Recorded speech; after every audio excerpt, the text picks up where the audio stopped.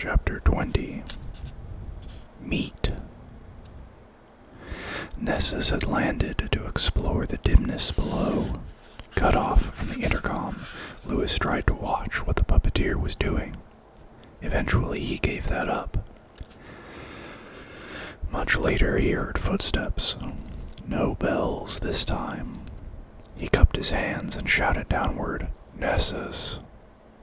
The sound bounced off the walls and focused itself horrendously in the apex of the cone. The puppeteer jumped to his feet, swarmed about his cycle, and took off. Cast off, more likely. No doubt he had left the motor going to hold the cycle down against the trapping field. Now he simply cut the motor. He was back among the hovering metal when the footsteps stopped somewhere above them. "What the tange is she doing?" Lewis whispered. "Patience. You could not expect her to be conditioned by one exposure to a task at low power." "Try to get it into your thick, brainless heads. I cannot keep my balance indefinitely." "You must. How can I help?" "Water," said Lewis, with a tongue like 2 yards of flannel rolled up. "Are you thirsty? But how can I get water to you? If you turn your head, you may lose your balance." "I know. Forget it." Lewis shuddered. Strange that Louis Wu the Spacer should be so afraid of heights. "How's Speaker?" "I fear for him, Lewis. He has been unconscious for uncomfortably long." Tange. Footsteps. She must have a mania for changing clothes, Lewis thought. What she wore now was all overlapping pleats in orange and green. Like previous garments, it showed nothing at all of her shape. She knelt at the edge of the observation platform, coolly watching them.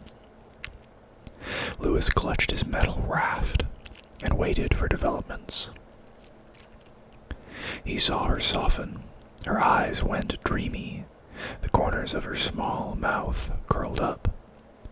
Nessus spoke. She seemed to consider. She said something that might have been an answer. Then she left them. "Well, we shall see." "I get so sick of waiting."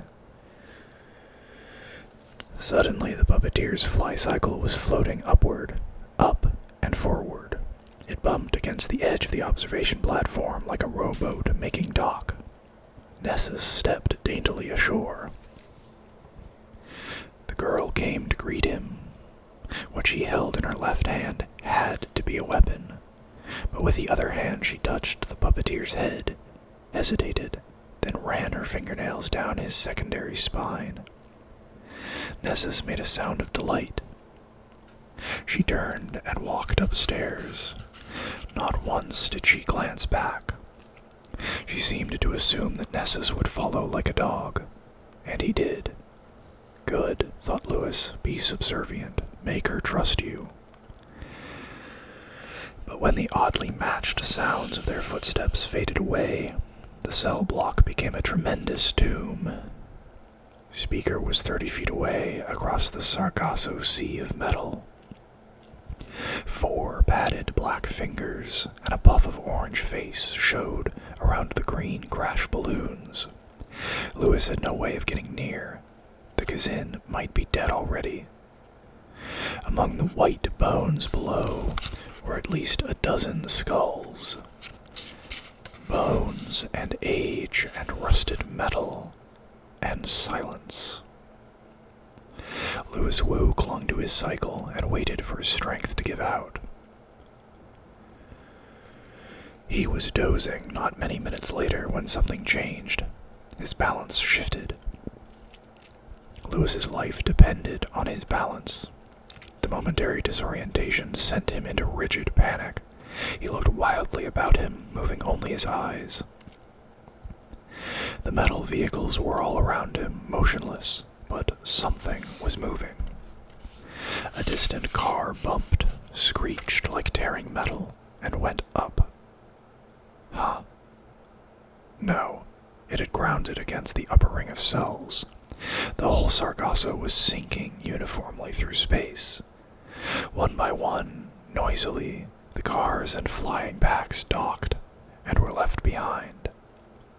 Lewis's cycle smacked jarringly into concrete, turned half around in the turbulence of electromagnetic forces, and toppled. Lewis let go and rolled clear. Immediately he was trying to get to his feet, but he couldn't get his balance. He couldn't stay upright. His hands were claws, contorted with pain, useless. He lay panting on his side, thinking that it must already be too late. Speaker's flycycle must have landed on Speaker. Speaker's flycycle, easily recognizable, lay on its side, 2 tiers up. Speaker was there, and he wasn't under the cycle. He must have been under it before the cycle fell on its side, but even then the balloons would have protected him to some extent.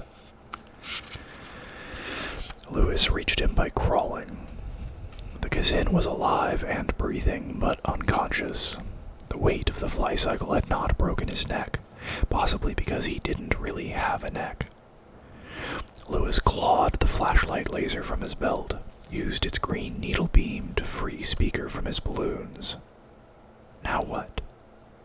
Lewis remembered that he was dying of thirst. His head seemed to have stopped spinning. He stood, wobbly-legged, to look for the only functional water source he knew. The cell block was all concentric circular ledges, each ledge the roof of a ring of cell blocks. Speaker had grounded on the 4th ring of the center. Lewis found one cycle with tattered crash balloons fabric draped across it. There was another, 1 tier down and across the central pit, equipped with a human-style saddle. The 3rd, Ness's cycle had grounded a tier below Speaker's. Lewis went down to it. His feet jarred him as they hit the steps. His muscles were too tired to absorb the shock.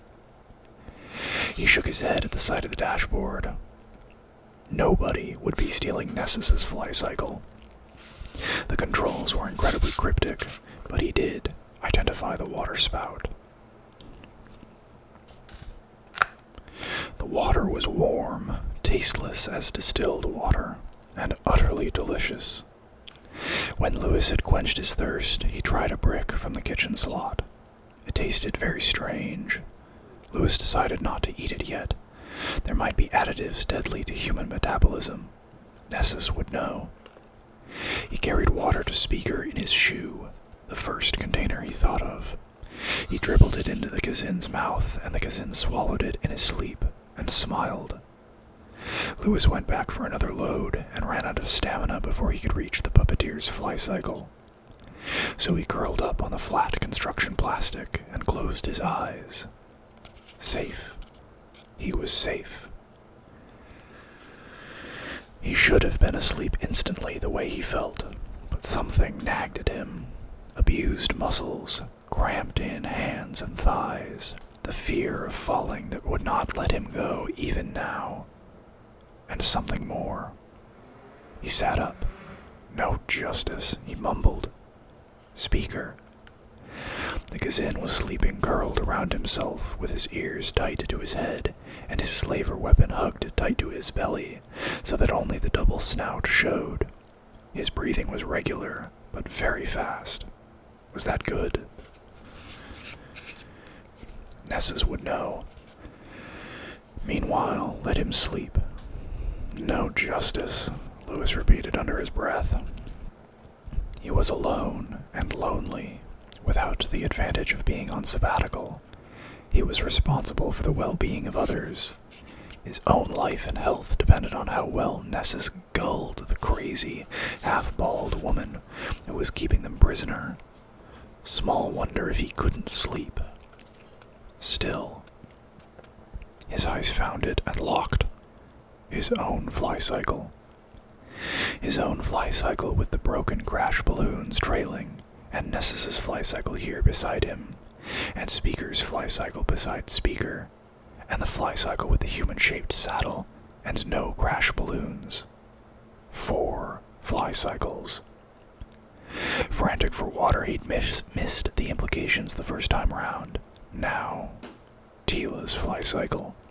It must have been behind one of the bigger vehicles. And no crash balloons. No crash balloons.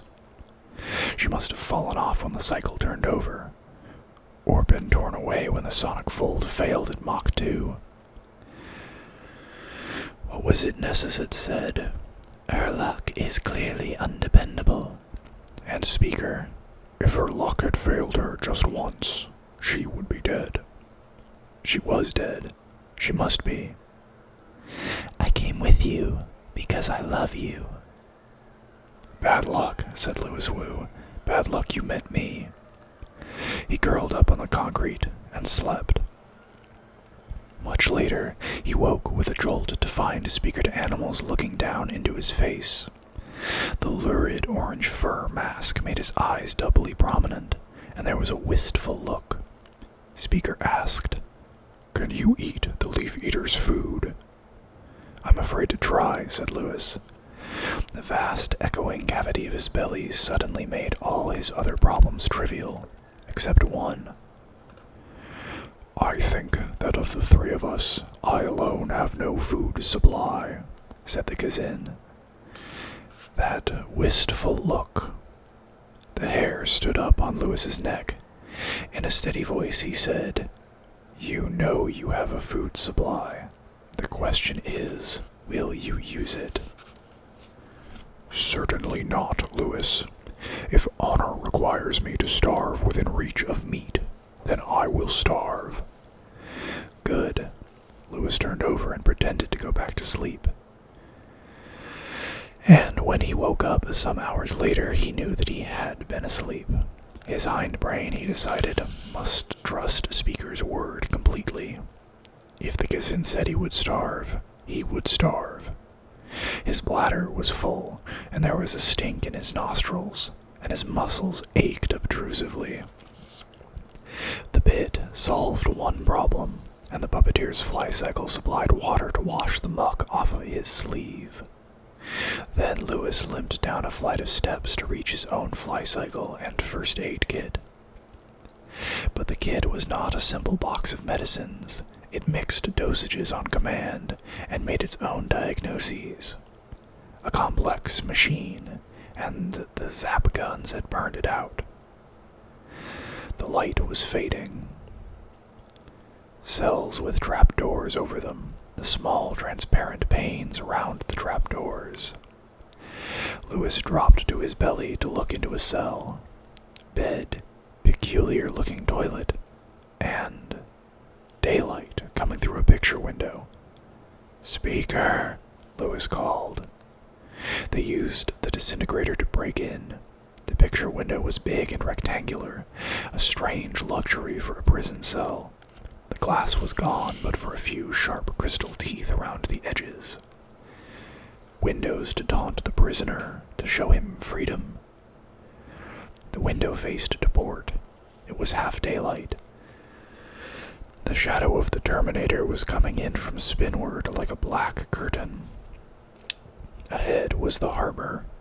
Cubes that must be warehouses, rotting docks, cranes of elegantly simplistic design, and one tremendous ground effect ship in dry dock. All rust-red skeletons. To left and right stretched mile after mile of twisting shore. A stretch of beach, then a line of docks, then a stretch of beach. The scheme must have built itself onto the shore. A stretch of shallow beach, like Waikiki, then deep water meeting steep shore, perfect for a harbor, then more shallow beach. Beyond, the ocean. It seemed to go on forever, until it faded in the infinity horizon. Try to look across the Atlantic. Dusk came on like a curtain, right to left. The surviving lights of the Civic Center brightened, while city and dock and ocean merged in darkness. To anti-spinward, the golden light of day still glowed, and Speaker had copped the cell's oval bed. Lewis smiled. He looked so peaceful, the Kazin warrior. Sleeping away his injuries, was he? The burns must have weakened him. Or was he trying to sleep away his growing hunger? Lewis left him there. In the near darkness of the prison he found Nessus' cycle. His hunger was such that he choked down a food brick intended for a puppeteer gullet, ignoring the peculiar taste. The gloom had begun to bother him, so he turned on the headlamps of the puppeteer's fly cycle. Then hunted down the other fly cycle and turned them on too. By the time he finished, the place was pretty bright, and all the shadows were intricate and strange. What was taking Nessus so long? There wasn't much entertainment in the ancient floating prison. You could spend just so much time sleeping, and Lewis had used his quota. You could spend just so much time wondering what the Tange the puppeteer was doing up there, before you began to wonder if he was selling you out. After all, Nessus wasn't just an alien, he was a Pearson's puppeteer, with a record a mile long for manipulating humans to his own ends. If he could reach an understanding with a presumed Ringworld engineer, he might abandon Lewis and Speaker right now, no hesitation. A puppeteer might have no reason not to. And there were 2 good reasons why he should. Speaker to Animals would almost certainly make some last-ditch attempt to take the long shot from Lewis Wu, to reserve the second quantum hyperdrive for Kazinti alone. A puppeteer could get hurt in the resulting battle. Safer to leave Speaker now, and to leave Lewis Wu, because he probably wouldn't stand for such a betrayal. Besides, they knew too much. With Tila dead, only Speaker and Lewis knew about the puppeteer experiments in guided evolution, the starseed lure, the fertility laws. If Nessus had been ordered to divulge such information, to gauge his crewmates' reactions, probably he had also been ordered to abandon them sometime during the trip. These were not even new thoughts. Lewis had been alert for some such action ever since Nessus had admitted to guiding an outsider ship to Procyon via starseed lure. His paranoia was justified in a way, but there wasn't a Tange thing he could do about it. To save his mind, Lewis broke into another cell. He cut across suspected locks with his flashlight laser turned to high and narrow, and on the 4th try the door came up. A terrible stench came up too. Lewis held his breath, stuck his head and his flashlight laser in long enough to find out why. Someone had died in there after the ventilation had quit. The corpse was hunched up against the picture window with a heavy pitcher in its hand. The pitcher was broken. The window was intact. The cell next door proved to be empty. Lewis took possession. He had crossed the pit to get to a cell with a starboard view. He could see the rolling hurricane directly before him. Its size was respectable, considering that they had left it 2,500 miles behind. A big, brooding, blue eye. To spinward was a tall, narrow floating building as big as a passenger starship. Briefly, Lewis daydreamed that it was a starship, hidden here in superb misdirection, and that all they had to do to get off the Ringworld was... It was thin entertainment. Lewis schooled himself to memorize the pattern of the city. It might be important. This was the first place they had found with any sign of a still active civilization. He was taking a break, and maybe an hour later, he was sitting on the dirty oval bunk, staring back at the eye, and beyond the eye, well to the side, was a tiny, vivid, gray-brown triangle. "Umph," Lewis said softly. The triangle was only just big enough to be visible as such. It was set squarely in the gray-white chaos of the infinity horizon, which meant that it was still day there, although though he was looking almost directly to starboard. Lewis went for his binoculars. The binoculars made every detail as clear and sharp as the craters of the moon. An irregular triangle, red-brown near the base, bright as dirty snow near the apex. Fist of God. Vastly larger than they had thought. To be visible this far away, most of the mountain must project above the atmosphere.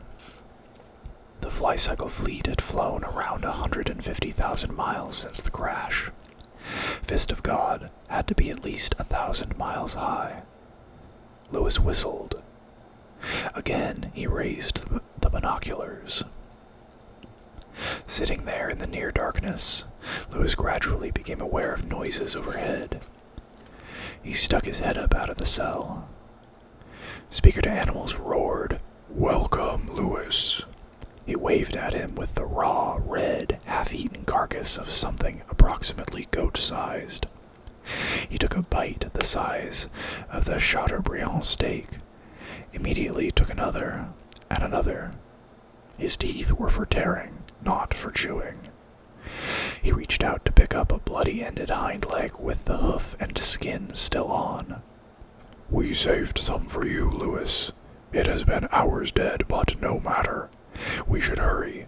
The Leaf Eater prefers not to watch us eat. He is sampling the view from my cell."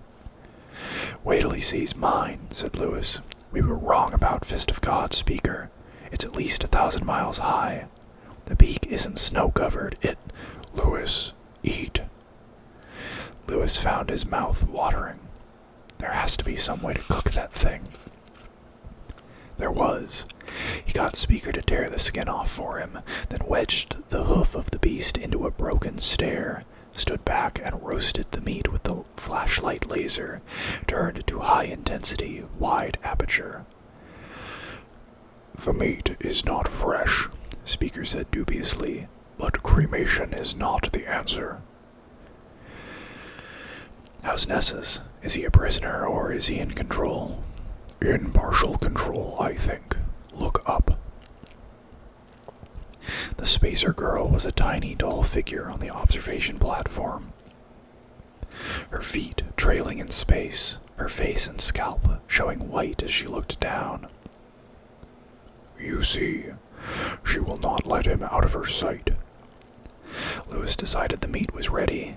As he ate, he was aware that Speaker watched him without patience. Watched as Lewis Wu slowly masticated each small bite. But to Lewis it seemed that he ate like a ravening beast. He was hungry. For the puppeteer's sake, they pushed the bones through the broken window to fall on the city. They reconvened around the puppeteer's flycycle. "She is partially conditioned," said Nessus. He was having trouble with his breathing, or with the smells of raw and burnt animal. "I have learned a good deal from her." "Did you learn why she mousetrapped us?" "Yes, and more. We have been lucky. She is a spacer, a ramship crewman." "Jackpot," said Lewis Wu.